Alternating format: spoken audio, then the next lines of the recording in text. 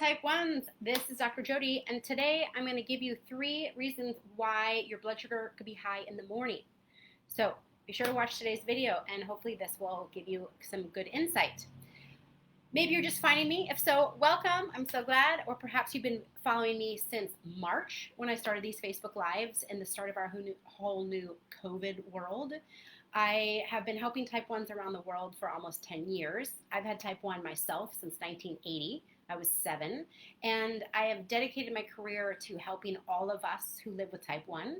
And so I've been coming on Facebook to want to be a source of light and inspiration and motivation for all of us during these interesting COVID times. So I'm so glad you found me. My goal is that we can get the education and support that you need to get an A1C below 6.5. Okay, that is a healthy range for the majority of us with type 1. But unfortunately, the vast majority of type 1s have an A1C above 7. And I think there's 2 reasons for this. One is because it's very rare for a type 1 to actually receive the full education that is needed in order to know how to get a healthy A1C. I certainly felt that way for so many years. I would ask questions at my endo's appointments and kind of walk away, I felt like, without answers. So that's number one, that by following me, that my goal is that that changes for you, that you can learn the full educational system that we need to know how to get a 6.5 or below. And then the second thing is because we just don't have the support.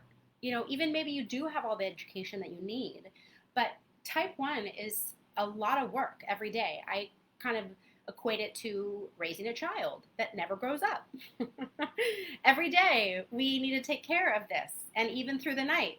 You know, I had a friend spend the night, I don't know, a long time ago, and you know, my thing was beeping, and my friend was like, Jody, do you have to take care of that during the night too? I'm like, well, yeah.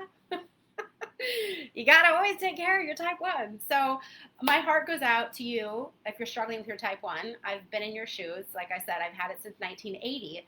And I'm so excited that you found me because I truly, my dream, like one of my bucket lists in life is to reach 1 million type 1s. So I'm talking to you, so I'm a step further. So thanks for finding me. So today I want to share 3 reasons why you can be high in the morning. All right? So my goal when I work with patients, because I work with patients privately and I do group stuff and I have courses, I'm always teaching that a healthy blood sugar range is not 80 to 180, which is what most of us have been taught. It's more like 70 to 120. Some people even say 83 to 110. I like to give us a little more spacious room, and 140 maybe. And so my goal for patients is to definitely wake up as close to a healthy range as possible, because when you're sleeping, that's a third of your day, right? 8 hours, that's a third of your day. So it's really important to learn how to, you know, not only wake up with a good number, but to have a good number during that third of your day. So why you could be high in the morning? Well, many reasons, but I'm going to give you 3 today.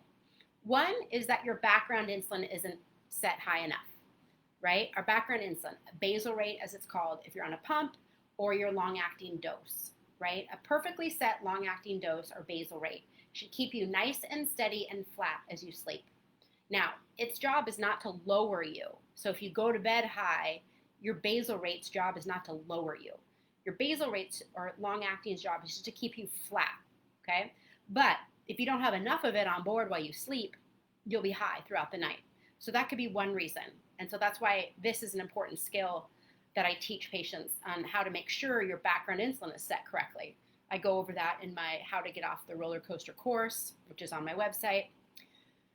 The second reason why you could be waking up high in the morning is you didn't dose enough at dinner, right? So you could potentially go to bed with a normal blood sugar after dinner, but then slowly rise up because your insulin at dinner is still peaking by the time you go to bed, but then that insulin wears off, but digestion hasn't ended yet, right? This is especially true with big meals, high protein meals, especially high fat meals.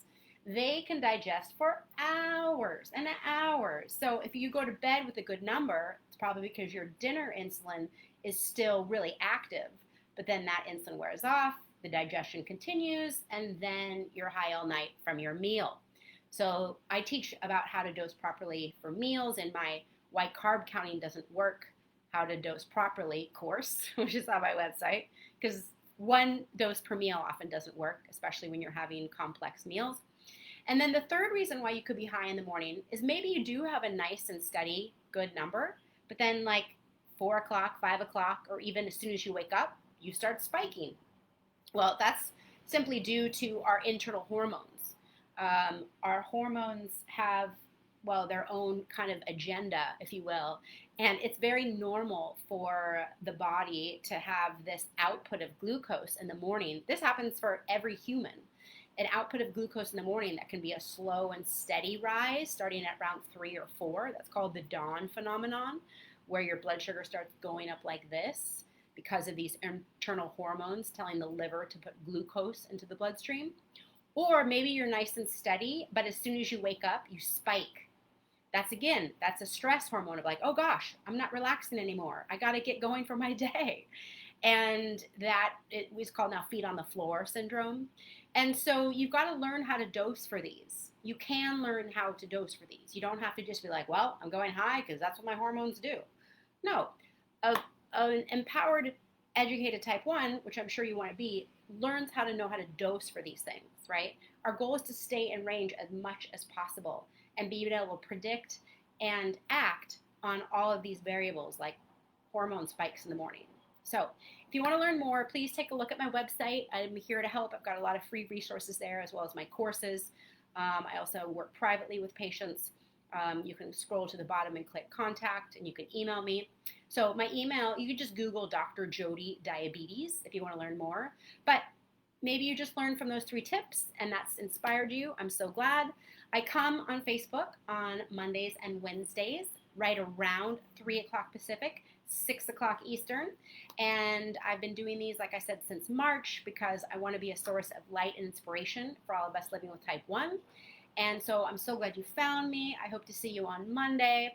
And leave a comment below. I always love hearing what you've learned, what you're struggling with, what's going well with your diabetes. Any topics you want me to cover in these videos, let me know. All right, so let's see. Where am I at today? Oh, I'm going down. I just ate some lunch. I might have given myself too much insulin, 97 going down.